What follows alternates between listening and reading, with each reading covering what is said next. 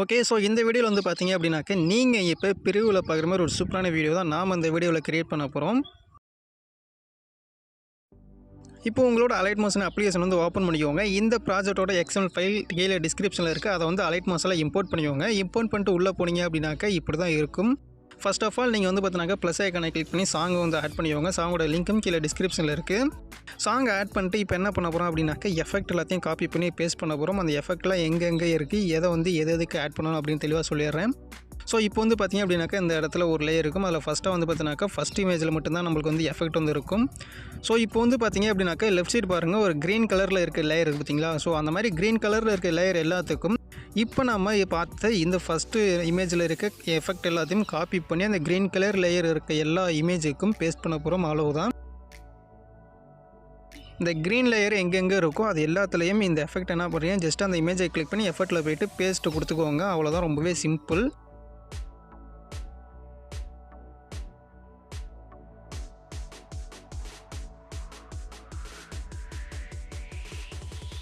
Okay. இப்போ வந்து பார்த்தீங்கன்னாக்கா, நான் எல்லா இமேஜுக்கும் எஃபெக்ட் எல்லாத்தையும் காப்பி பண்ணி பேஸ்ட் பண்ணிட்டேன். இப்போ நெக்ஸ்ட் என்ன பண்ண போகிறோம் அப்படின்னாக்கா, இமேஜ் வந்து ஆட் பண்ண போகிறோம். ஜஸ்ட்டு ரீப்ளேஸ் தான். அது எப்படி பண்ணுறதுன்னு பார்க்கலாம். அந்த லேயர் வந்து கிளிக் பண்ணிட்டு கலர் அண்ட் ஃபில்லுக்குன்னு போய்க்கோங்க. ரைட் சைடு வந்தனாக்கா ஒரு ஸ்டார் ஐக்கான் இருக்கும். அதை செலக்ட் பண்ணிட்டு நீங்கள் எந்த இமேஜ் எடிட் பண்ண போகிறீங்களோ இந்த இமேஜை கரெக்டாக சூஸ் பண்ணிங்க அப்படின்னாக்கா, ஆட்டோமேட்டிக்காக அந்த இமேஜ் வந்து இங்கே வந்து ஆட் ஆயிரும். ரொம்பவே சிம்பிளாக ஈஸியாக நம்ம வந்து எடிட் பண்ணிடலாம். ஸோ இதே மாதிரி அடுத்தடுத்த இமேஜ் எல்லாத்துக்கும் நீங்கள் இமேஜை ரீப்ளேஸ் மட்டும் பண்ணால் போதும். எஃபெக்ட் எதுவுமே சேஞ்ச் பண்ண வேணாம்.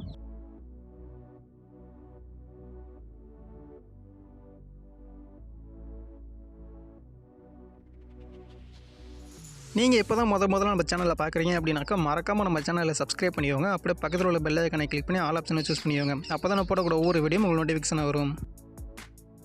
ஓகே. இப்போ வந்து பார்த்தீங்கன்னாக்கா, நான் எல்லா எஃபெக்ட்டும் ஆட் பண்ணி முடிச்சிட்டேன். இப்போ சென்டராக வந்து பார்த்தீங்கன்னாக்கா ஒரு குரூப் இருக்கும். அந்த குரூப் வந்து ஜஸ்ட்டு கிளிக் பண்ணிட்டு எடிட் குரூப் வந்து கிளிக் பண்ணிக்கோங்க.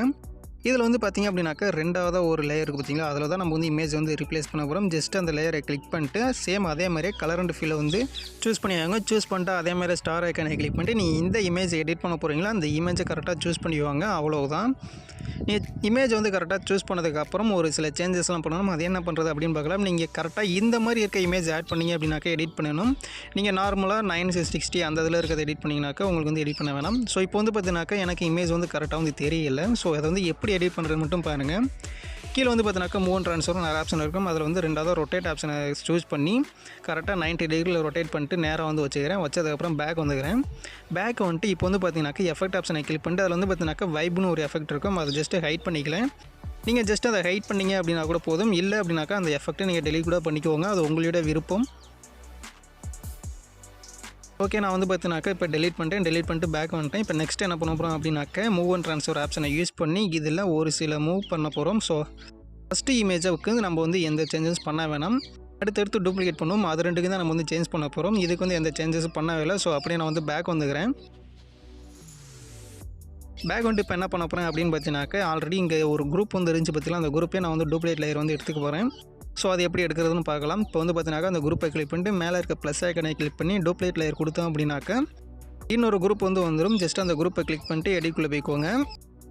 இப்போ அந்த இமேஜை கிளிக் பண்ணிட்டு ஃபஸ்ட்டு நம்ம எந்த இடத்துல மூவ் பண்ணி அந்த கீ ஃப்ரேம் இருக்கோ அதுக்கு ஆப்போசிட்டில் அப்படியே நம்ம வந்து வைக்க போகிறோம். அவ்வளோதான்.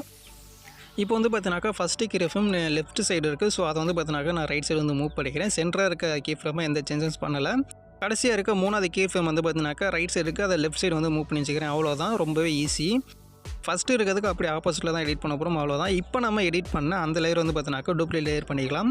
இப்போ நம்ம 2 லேயர் டூப்ளிகேட் பண்ணோம் பார்த்தீங்களாக்கா? ஸோ அதில் வந்து ஒரு லேயரை மேலேவும் ஒரு லேயரை கீழேயும் வச்சுக்கலாம். ஃபர்ஸ்ட் ஆஃப் ஆல் எந்த சேஞ்சஸும் பண்ணாமல் இருந்த லேயரை சென்டராக வந்து வச்சுக்கோங்க. இப்போ வந்து பாருங்கள், வீடியோ வந்து ப்ளே பண்ணி பாருங்கள். நம்ம வேறு எந்த சேஞ்சஸும் இல்லை, ஜஸ்ட்டு ப்ளே மட்டும் பண்ணி பாருங்கள். வீடியோ வந்து ரொம்பவே சூப்பராக வந்திருக்கும்.